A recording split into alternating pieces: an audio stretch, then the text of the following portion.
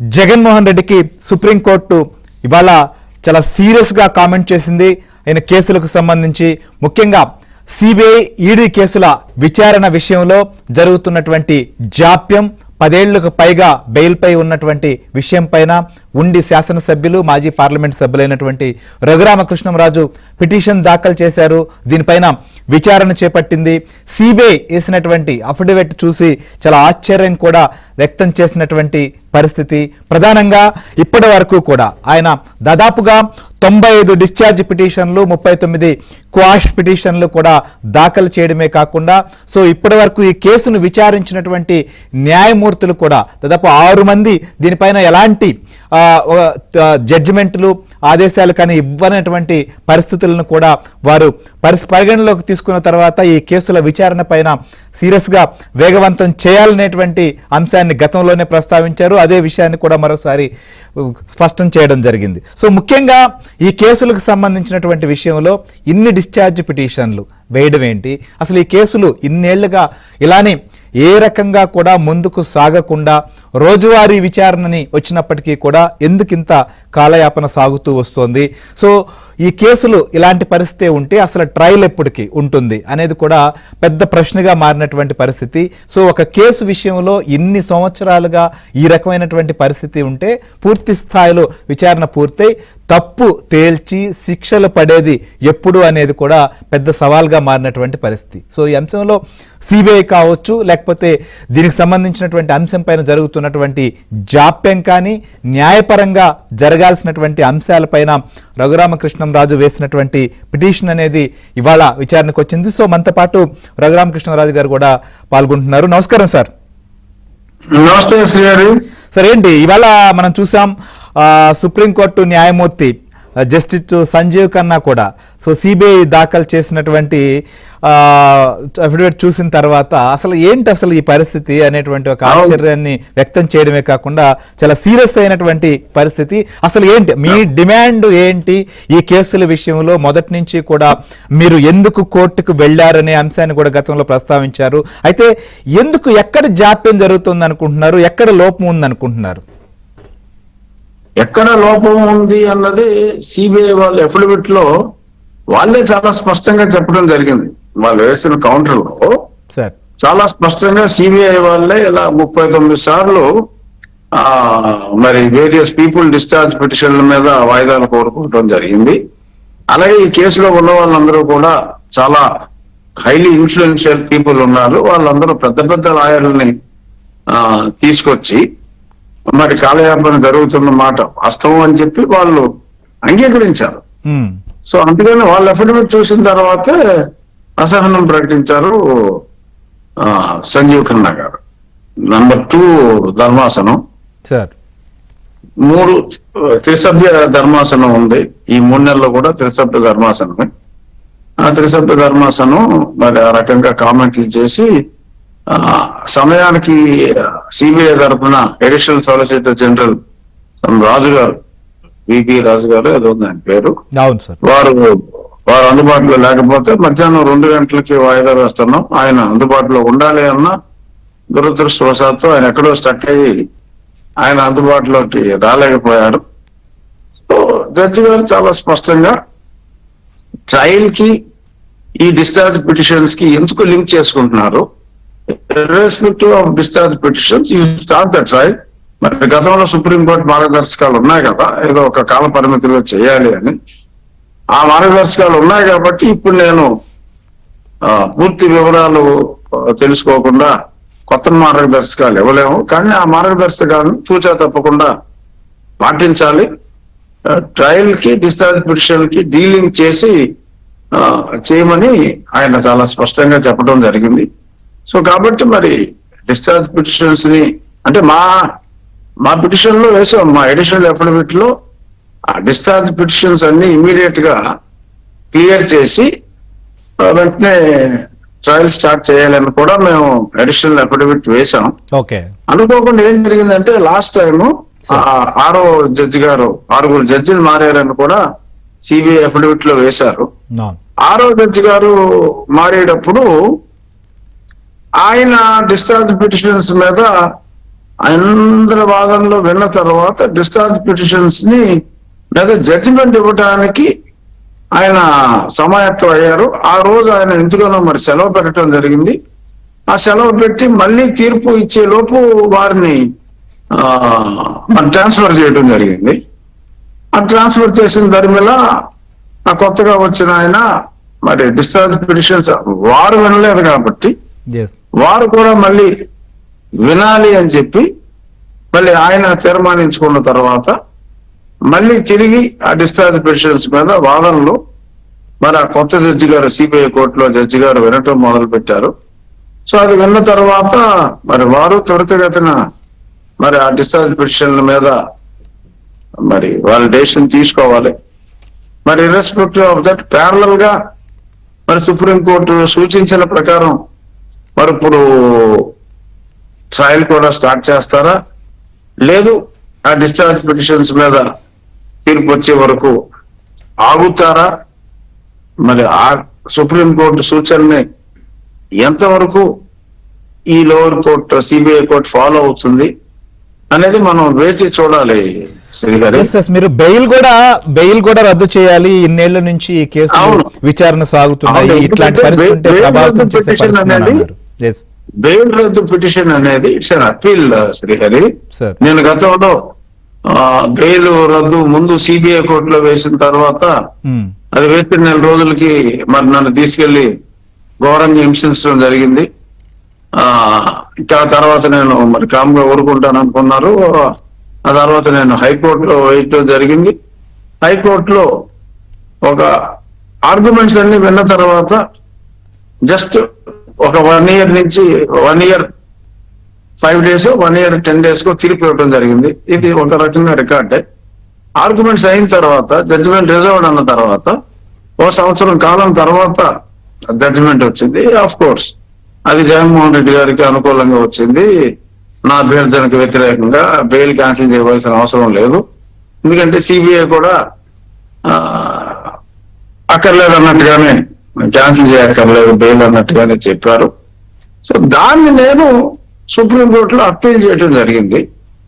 So ముందు ఈ case ఒక దగ్గర, ఆ కేసు ఒక దగ్గర వచ్చిన తర్వాత ఆ తర్వాత ఈ 2 కలిపి ఒకే దగ్గర వినమని అడిగినందువల్ల ఇదే బెంచ్ లో బెయిల్ రద్దు పిటిషన్ ఇది త్వరితగతిన విచారణ జరగాలి అంటే మరి ఇది మారాల్సి వస్తుంది. ఈ కోర్టులో ఉంటే విచారణ జరగకపోవచ్చు, మరి ఇన్నిసార్లు వాయిదా పడుతుంది కదా, మార్చమని, ఒకవేళ మార్చడం కుదరనిచో ఇక్కడైనా సరే ఎక్స్ప్లెయిన్ చేయాలి, కొన్ని నియమ నిబంధనలు విధించి అని కోరడం జరిగింది మా లాయర్ బాలాజీ శ్రీనివాసన్. సార్, గతంలో మనం చూసాం సార్, సుప్రీంకోర్టు కూడా చాలా స్పష్టంగా ప్రజాప్రతినిధులకు సంబంధించినటువంటి విషయంలో ఈ కేసులు త్వరితగతిన విచారించాలని చెప్పారు. సో ఈ కేసుల కంటే కొన్ని కేసుల్లో ప్రత్యేక న్యాయస్థానాలు కూడా ఏర్పాటు చేసినటువంటి పరిస్థితులను కూడా మనం చూసాం కొందరి కేసుల విషయంలో. సో ఇక్కడ రోజువారీ వల్ల ఇట్లా జరుగుతున్న నేపథ్యంలో అసలు స్పెషల్ కోర్టే ఏర్పాటు చేస్తే ఇంకొంచెం వేగంగా జరిగేటువంటి పరిస్థితి రాబోతుందా? సో దీంతో పాటు ఇక్కడ నుంచి మార్చాలని కూడా మీరు డిమాండ్ చేసినటువంటి పరిస్థితి కూడా ఉంది, ఎందుకంటే తెలంగాణ నుంచి కాకుండా మరొక చోటకు కూడా అని చెప్పి. అంటే అప్పుడు ఏదైనా తొందరగా అవుతుంది, ఇక్కడ ఈ ఇన్ఫ్లుయెన్స్ చాలా ఎక్కువగా ఉందేమో అన్న అనుమానంతో. ఎందుకంటే మరి బెయిల్ రద్దులో కూడా కొంచెం ఇండైరెక్ట్ గా, డైరెక్ట్ గా కాకపోయినా ఇండైరెక్ట్ గా కాస్త మద్దతు ఇచ్చారేమో అన్నట్టుగా అనిపించి మరి ఆ రకంగా అభ్యర్థించడం జరిగింది. బట్ మార్చకపోయినా ఎక్స్పిరేట్ చేయాలి, తొందరగా స్పీడప్ చేయాలి ఆ ప్రొసీజర్ ని. ఎందుకంటే సుమారు పర్సనల్ అపియరెన్స్ నుంచే నేను కేసు వేసే నాటికే ఒక 1170 సార్లు ఆయన అన్ని కేసులు కలిపి, అంటే సుమారు 11 కేసులు ఉన్నాయి కదా, అన్ని కేసులు కలిపి ఆయన అన్ని మార్లు ఒక 1100 చిల్లర చిలుకు వాయిదాలు అడగడం జరిగింది. ఆ తర్వాత కూడా అదేసి కూడా నాకు ఆల్మోస్ట్ 9-10 నెలలు అయిపోయింది. సో మరి ఈ సంవత్సరంలో మరి ఇంకొక 200-300 వాయిదాలు ఉండి ఉంటాయి. అన్ని వాయిదాలు జనరల్ ఎవరు సో ఇచ్చారు కాబట్టి దాన్ని నేను ప్రశ్నించడం జరిగింది. గుమ్మడికాయ దొంగ ఎవరంటే భుజాలు కొన్నట్టు ఆ లాయర్ గారు వెళ్ళి, సార్ ఈ కేసు పెట్టిన ఆయన మీద కూడా కేసులు ఉన్నాయి సార్, అవును. అని చెప్పి ఏదో అక్కడ మీ మీద మాట్లాడితే, కూడా సిబిఐ కేసులు ఉన్నాయి అని చెప్పి వాదించినట్లున్నారు. సో అవును, జగన్మోహన్ రెడ్డి ఇచ్చేటప్పుడు కంప్లైంట్లు అతను ఇన్ఫ్లుయెన్స్ చేసి 24 గంటల్లో ఏదో చర్చలు గిచ్చలు చేయించాడు ఆయన. సరే ఏదో హైకోర్టులో వాళ్ళు ఏదో స్టే వచ్చింది. సరే అతని సంగతి మాట్లాడదా అంటే ఉమ్, అదే మా నాయక గారు కూడా ఇమీడియట్ గా చెప్పాడు.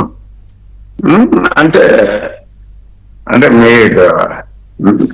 మేము ఇచ్చిన మెసేజ్ మీద కాకుండా మీ ఫోకస్ అంతా మెసెంజర్ మీద ఉంది ఆల్ త్రూ, ఉమ్, కంటెంట్ గురించి మాట్లాడరు నాయన అని చెప్పి చెప్పడం జరిగింది. కొంచెం ఉడుకుపోతనంగా ఉంది వాళ్ళ వాదన. ఓకే. ఏం జరగదు సార్ అంటే ఇవాళ మరొకసారి స్పష్టం చేశారు కాబట్టి సంజీవ్ ఖన్నా గారు కూడా చాలా క్లియర్ చేశారు.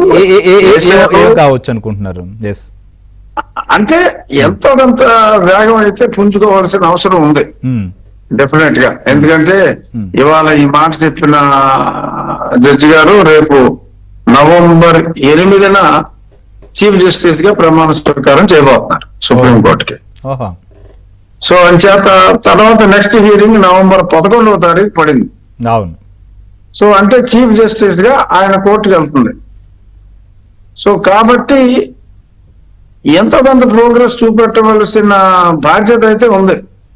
ఎంత ప్రోగ్రెస్ చూపెడతారు అనేది మనం చెప్పలేం కానీ, ఎందుకంటే నిరంజన్ రెడ్డి గారు లాంటి గొప్ప గొప్ప న్యాయవాదులు ఉన్నారు.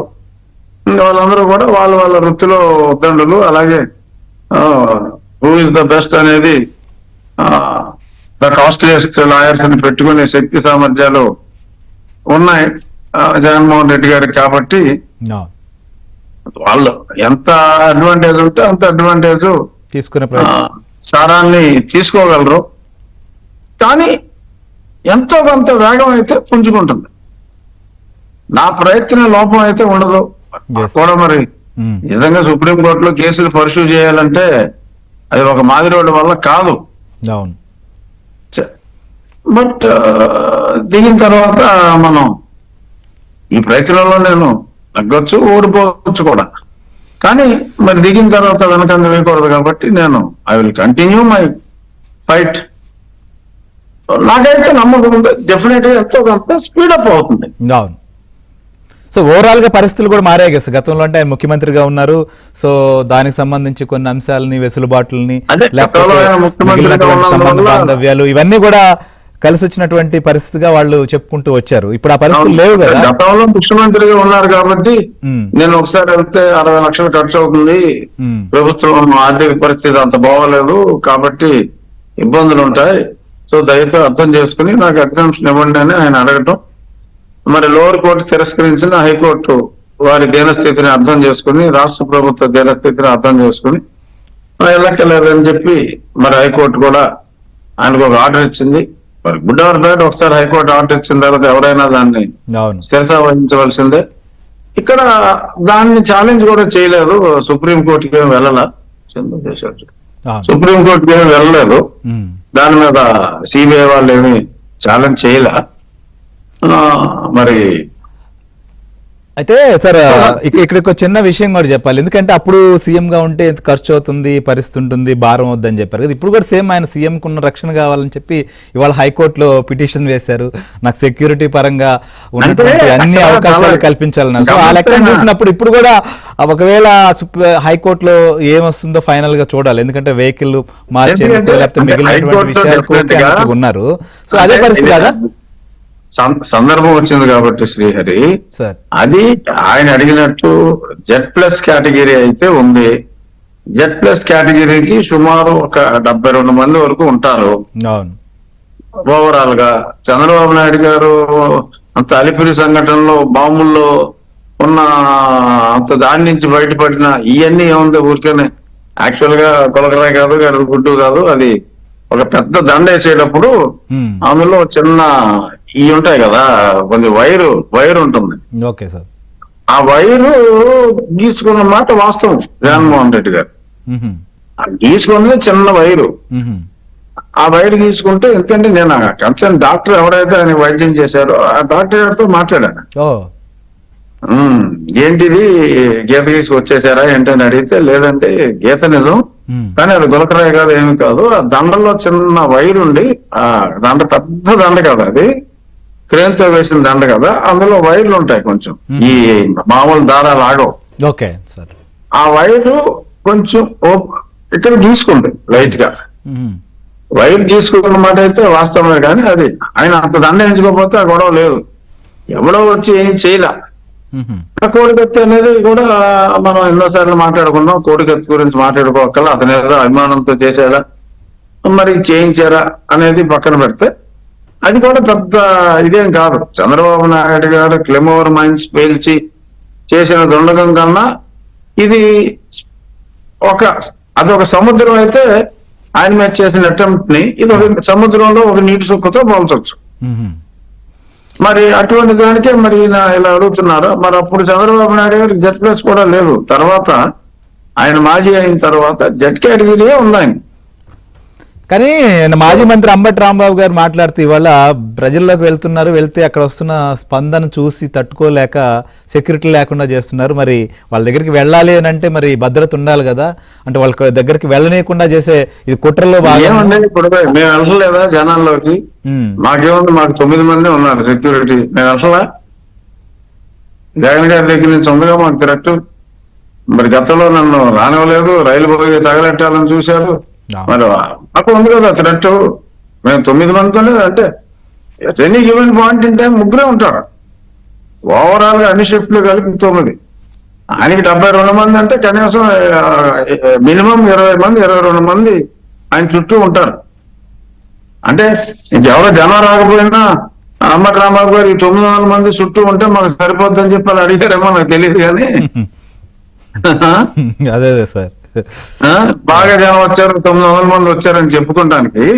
అవును. Otherwise there is no logic in his demand. నాకు 900 మంది కావాలి, నేను ముఖ్యమంత్రి కాకపోయినా ముఖ్యమంత్రికి వచ్చిన సెక్యూరిటీ కావాలి, నాకు 10% మెంబర్స్ రాకపోయినా నాకు ప్రతిపక్ష హోదా కావాలి. చిన్నపిల్లలు సన్నమాం కోసం మారాన్ చేసినట్టు మారాలేంటో మరి నాకు అర్థం కాదు.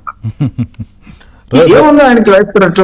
జగన్మోహన్ రెడ్డి గారు ఒకే ప్రతిపక్ష నాయకుడు, ప్రజల్లోకి వెళ్ళాలి, వెళ్తారు. ఏముంది అందులో? దానికి ప్రజల్లోకి వెళ్తే మమ్మల్ని కొడతారన్న భయం ఎందుకు?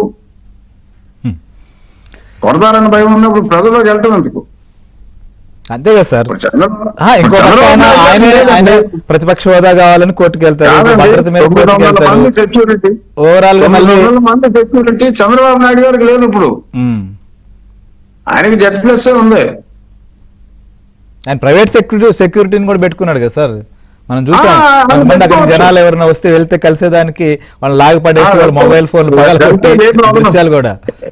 వెళ్తే సెల్ ఫోన్ తీసి దూరంగా విసిరేయడానికి ప్రైవేట్ సెక్యూరిటీని పెట్టుకున్నారు. సో అది illogical logic. Z plus category అంతకు మించి ఎవరికి ఉండదు. అసలు మొన్న గవర్నమెంట్ ఆఫ్ ఇండియా ఈవెన్ ఇప్పుడు ప్రతిపక్ష నాయకుడు కాంగ్రెస్ పార్టీ మరి ఈజ్ ది ప్రెసిడెంట్ కాకపోయినా ఈజ్ బియాండ్ ప్రెసిడెంట్ రాహుల్ గాంధీకి ఏం సెక్యూరిటీ ఉంది? వాళ్ళకి ఇచ్చిన ఎస్పీజీ సెక్యూరిటీ కూడా బాగా కుదించడం జరిగింది. ఎందుకంటే వేరే కారణం కాదు, సెక్యూరిటీ థ్రెట్ లేదని. ఆయన కన్యాకుమారి నుంచి కాశ్మీర్ దాకా మరి ఆయన అంత బాధపడతాం అనేది, మరి సెక్యూరిటీ కావాలని మరి ఆయన ఎందుకు అడుగుతున్నారో జగన్మోహన్ రెడ్డి గారు ఆయన విచక్షణకే. మీరు అన్నారు కదా ప్రజల్లోకి వెళ్తే ప్రజలు తిరుగుబడతారని సెక్యూరిటీ కావాలా లేకపోతే ఇంకోట కారణం అని కూడా. సో ఫైనల్ గా ఒక విషయం సార్, ఇవాళ వైఎస్ వివేకానంద రెడ్డి గారి కుమార్తె సునీత గారు ప్రభుత్వాన్ని కలవడం, హోంమంత్రి గారిని కలిశారు, తమకు న్యాయం కావాలని కోరారు, చంద్రబాబు గారిని కూడా కలుస్తారు అనేది తెలుస్తోంది. మరి సో ఏంటి సార్ ఆమె ఏం కోరుతున్నారు, ప్రభుత్వం దీనిపైన ఏ రకంగా రియాక్ట్ కాబోతోంది? అంటే ఇక్కడ అంటే నాకున్న పరిజ్ఞానం మేరకు Srihari matter already CBI deal చేస్తాను కాబట్టి ఈ రాష్ట్ర ప్రభుత్వం ఇందులో పెద్దగా వేలు పెడతానికి ఏమీ లేదు. ఇంకా ఏదైనా అడిషనల్ ఇన్ఫర్మేషన్ వీళ్ళు గతంలో ముందే వీళ్ళ దగ్గర ఏమైనా సమాచారం ఉంటే ఆ సమాచారాన్ని గత ప్రభుత్వం మరి వాళ్ళ కంట్రోల్లో ఉంది కాబట్టి ఆ ఇన్ఫర్మేషన్ ఏమి ఇవ్వకుండా ఉండుంటే ఈ ప్రభుత్వం they can supplement CBI. Okay. CBI ఒక లెవెల్ వరకు ఛార్జ్ షీట్ వేసి వదిలేశారు. ఇంకేమైనా అడిషనల్ ఇన్ఫర్మేషన్ ఉంటే they can certainly supplement okay information. So అలాంటి ఇన్ఫర్మేషన్ ఉంటే సప్లిమెంట్ చేసి మరి ఛార్జ్ షీట్ మరి అక్కడ ఆగిపోతుందా? ఎందుకంటే అవినాష్ రెడ్డి గారిని అరెస్ట్ చేయలేదు, కానీ అవినాష్ రెడ్డి గారి పాత్ర ఉందని చాలా స్పష్టంగా అందులో చెప్పేయడం జరిగింది. బట్ తెల్లారుగానే 4:30కో 5:30కో ఎలా తెలిసింది అనే దాని మీద మరి అజయ్ కల్లం గారు ఏదో స్టేట్మెంట్ ఇచ్చారు. బట్ సబ్సిక్వెంట్ గా స్టేట్మెంట్ తూచన్నారు. మరి అది ఇంకా మ్యాటర్ హైకోర్టులో హీరింగ్కే రావట్లా. అది హైకోర్టులో హీరింగ్ రావాలి. తర్వాత మరి ఇదే కోర్టులో ఇవాళ వచ్చిన సంజీవ్ ఖన్నా గారి బెంచ్ లోనే అనుకుంటా ఆ మ్యాటర్ కూడా బెయిల్ రద్దు పిటిషన్ సునీత గారు వేసింది. మన బెయిల్ రద్దు పిటిషన్ కూడా అలా వాయిదాల మీద వాయిదాలు పడుతూ వస్తుంది. మరి ఆ బెయిల్ రద్దు చేస్తారా లేదా, చేయవలసిన అవసరం ఇప్పుడు ఉందా లేదా మనకు తెలియదు. ఎందుకంటే jail is not always the only solution. Information అంతా ఉండి వాళ్ళు కన్ఫర్మ్ చేసినప్పుడు అతను అక్యూజర్ అని చెప్పి కన్ఫర్మ్ చేసిన తర్వాత యాక్చువల్గా జైలు అవసరం ఉందా లేదా అంటే చెప్పలేం మనం, అది కోర్టు డెసిషన్. బట్ కనీసం ఆ ట్రయల్ మొదలవ్వాలి అంటే ఆ కేసు విచారణ ప్రారంభించాలి అంటే మరి విచారణ పూర్తి అవ్వనట్టుగా ఉంది. ఎందుకంటే అంటే సార్ ఆన్ రికార్డ్ పేపర్ మనకేమీ కనిపించకపోయినా సిబిఐ విచారిస్తుందని అప్పట్లో ప్రభుత్వం ఏర్పడిన తర్వాత ఎస్పీ ఉండడం, ఆయన సడన్ గా సెలవు పెట్టి వెళ్ళిపోవాల్సినటువంటి పరిస్థితి, అప్పుడు కొన్ని ఇన్ఫర్మేషన్ వాళ్ళు గ్యాదర్ చేసినట్లు అనేది కూడా అప్పుడు చర్చ జరిగింది. బహుశా అలాంటిది ఏదైనా ప్రభుత్వం దగ్గర అనధికారికంగా కానీ ఏమన్నా ఉందేమో తెలియదు కదా మనకు. అలాంటివి బయటకు రావాల్సినట్టు ఏమైనా ఉన్నాయేమో. అదే నేను నీకు చెప్పింది, ఆ ఇన్ఫర్మేషన్ ఉంటే they can certainly supplement that information. Okay. ఆ ఇన్ఫర్మేషన్ మీద ఇంకొక అడిషనల్ చార్జ్ షీట్ లాంటిది వేసే అవకాశం డెఫినెట్ గా ఉంటుంది.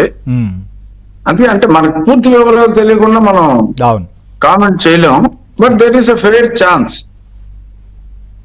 ఇంకా ఎవరైనా ఉన్నారా, అవినాష్ రెడ్డి గారు వెనక ఎవరైనా ఉన్నారా నిజంగా ఉంటే అది వెలికి తీసే ప్రయత్నం కూడా చేయొచ్చు. లేదు అవినాష్ రెడ్డి గారే అక్కడతోనే ఆగిపోతుందా తెలియదు మనకి. రైట్. ఎందుకంటే సార్ హూ కిల్డ్ బాబాయ్ ఢిల్లీకి వెళ్ళినప్పుడు కూడా చెప్పాలని చెప్పి చంద్రబాబు నాయుడు గారు అడిగారు. ఎందుకంటే ప్రభుత్వం పైన ఆందోళన చేయడానికి పోయారు, అక్కడ రాష్ట్రపతి పాలన విధించాలని చెప్పి ఢిల్లీకి వెళ్ళి మేమే తెలుస్తామని కూడా అవసరమైతే విషయాలన్నింటినీ ఇంతటితో ఆగలేదనేటువంటి అంశాన్ని కూడా చెప్పారు. కాబట్టి చంద్రబాబు నాయుడు గారే చంపేశారని మొదలు పెట్టారు యాక్చువల్ గా. సో డెఫినెట్ గా కుట్ర ఉందన్నమాట వాస్తవం. ఆ కుట్ర సూత్రధారి అవినాష్ రెడ్డి గారైనా ఇంకా పైన ఎవరన్నా ఉన్నారా అనేది ఇప్పుడు సిబిఐ చేసిన విచారణ, ఇప్పటి వరకు వాళ్ళు వేసిన చార్జ్ షీట్ లో పేర్లు అయితే ఏమి సూచించలా. అంటే వాళ్ళ పేర్లు సూచించినప్పుడు మనం ఆ పేర్ల గురించి మీడియా ముందు ఓపెన్ గా ప్రజల ముందు మనం మాట్లాడుకోవటం అనేది సమంజసం కాదు. బట్ డెఫినెట్ గా సునీత గారికి అనుమానాలు ఉన్నాయి, ప్రజల్లోనూ అనుమానాలు ఉన్నాయి. సో కాబట్టి she is demanding. Sunita is demanding. చూద్దాం సార్ ఏం చేస్తారు, చూడాలి. ఇక్కడ మరి ఇప్పుడు సిబిఐ కోర్టు ఏదైనా వేగవంతం అవుతుందా లేదా కూడా మనం చూడాలి. Right sir, thank you Raghurama Krishna Raju గారు, మీ సమయాన్ని కూడా మాకు నా వంతు ప్రయత్నం నేను చేస్తున్నాను. ఎస్ మొదటి నుంచి మీరు ఆ ఫైట్ అట్టే కంటిన్యూ చేస్తున్నారు. సో కాబట్టి కోర్టులు కూడా ఎలా స్పందిస్తాయో కూడా మనం అందుకే చావు దాకా వెళ్ళొచ్చాం. థ్యాంక్ యూ రఘురామకృష్ణరాజు గారు లైవ్ లో కూడా పాల్గొనడానికి.